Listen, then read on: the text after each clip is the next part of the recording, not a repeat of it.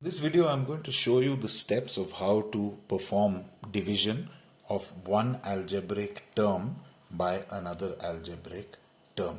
So I have this term minus 8x squared plus 12x raised to the power 6 plus 18x minus 18x raised to the power 5 minus 9 divided by 6x raised to the power 5 minus 4x plus 3.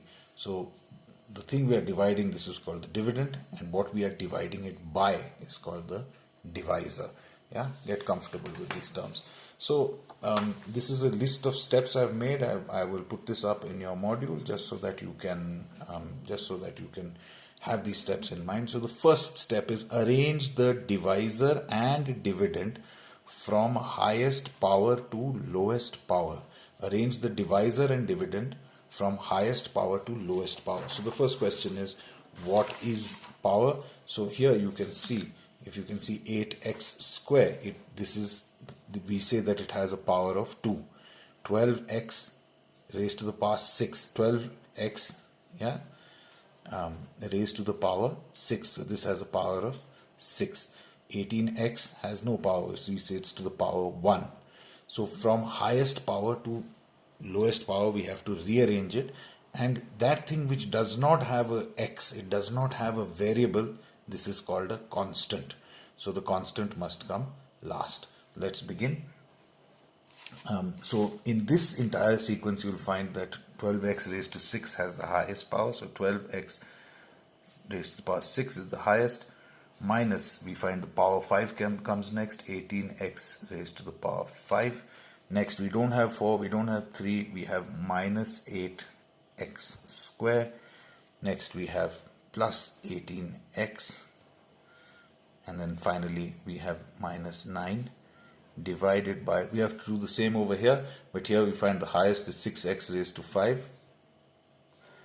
4x is next, minus 4x is next, and plus 3 is our constant. So we have performed the first step. The second is fill in missing powers as multiples of 0. So this is what we'll do, this only with the dividend. Okay. So missing powers, let's look at this. So 12x raised to the power 6. Yeah. The next power is 8 minus 18x raised to the power 5. Now we don't have a power 4 in this term, so we will write it as plus 4x plus 0x raised to the power 4 plus 0x raised to the power 3. We didn't have anything raised to the power 3 here. Minus 8x square plus 18x minus 9. So what we've done is missing powers have been filled in as zeros. Now when you do the sums, you'll understand why we do this. In case you don't, you can ask me. And there's also very simple, even when we divide numbers, think of the zeros that fall in between. Yeah, that might give you a hint, but otherwise I can explain it to you. Now on the divisor we don't fill in any missing powers. 6x raised to the power 5 minus 4x plus 3. Once we have done this, we are ready to divide. So in order to divide, first you write down the divisor. 6x raised to the power 5 minus 4x plus 3. This is the divisor. Now I'm going to copy down the entire dividend. 12x raised to the power 6 minus 18x raised to the power 5 plus 0x to the power 4 plus 0x to the power 3 minus 8x square plus 18x minus 9. I have my division ready. Okay. Now let's begin the division. So we need to find what number should I multiply 6x to the power 5 to be able to get this. So if you think of it, it's 2x. 2 times x will give us 12x raised to the power 6. Okay. Now in its positive 12x. Now we have to multiply 2x therefore by all the rest. 2x times minus 4x is minus 8x square. Don't write it here, write it where the x square term is. So we get minus 8x square, right? Positive into negative is a negative. Third term, 2x times 3x is positive 6x. Now here what I'm going to do is, I'm going to, like in division, I'm going to subtract. Now when I subtract, these signs must change and you must put the new sign below the old sign. This way you will not make a mistake. Now, so 12x to the power 6, positive 12x to the power 6 has become minus 12x to the power 6, so they can be cancelled.